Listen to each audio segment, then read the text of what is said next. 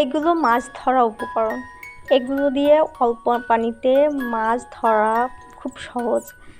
এইগুলা দেখেন আমার ছোট চাচা সুন্দর করে বাঁশের চটা আর গাছের ছোটা দিয়ে কি সুন্দর করে জুড়ে জুড়ে এগুলো তৈরি করছে। এগুলো তৈরি করা একদমই সহজ। সহজে কি সুন্দর বুনন দিয়ে একটার সাথে একটা বাঁশের চটা বুনন দিয়ে এগুলো তৈরি করছে।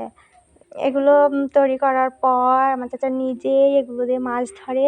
এগুলো দিয়ে দেশি ছোট মাছগুলো ধরা খুবই সহজ এবং আমরা যে ছোট মাছগুলা আমরা বাজারে পাই, কিনতে পাই, আসলে এই গাইজা, ঘুনি, বাইনা এগুলো আমরা চিনি না বা এগুলো কীভাবে তৈরি হয় আমরা দেখতে পাই না।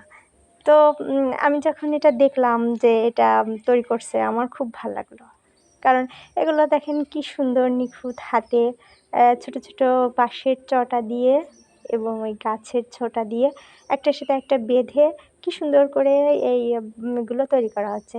এগুলো একসাথে অনেকগুলো তৈরি করার পর মাঠে নিয়ে যখন সারি সারিভাবে পাতা হয় এবং সকালবেলা যখন এর ভিতর থেকে মাছগুলো বের করা হয় তখনই আসলে এর সঠিক মজা পাওয়া যায়।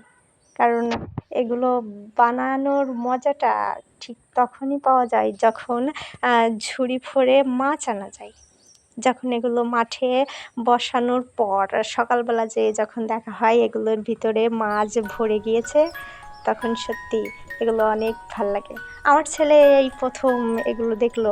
এগুলো দেখে সে তো খুবই খুশি এবং এগুলো কীভাবে তৈরি করা হয় এগুলো সে খুব খুব খুশি হয়েছে এগুলো দেখে। এজন্য সে এগুলো নিয়ে নাড়াচাড়া করছে এবং এগুলো দিয়ে কীভাবে মাছ মারতে হয় সেটা দেখার জন্য তো সে আরও বেশি এক্সাইটেড।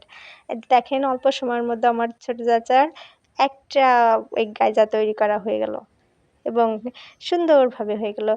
মানে 5 থেকে 7 মিনিটের ভিতরেই এটা তৈরি করা হয়ে গেল।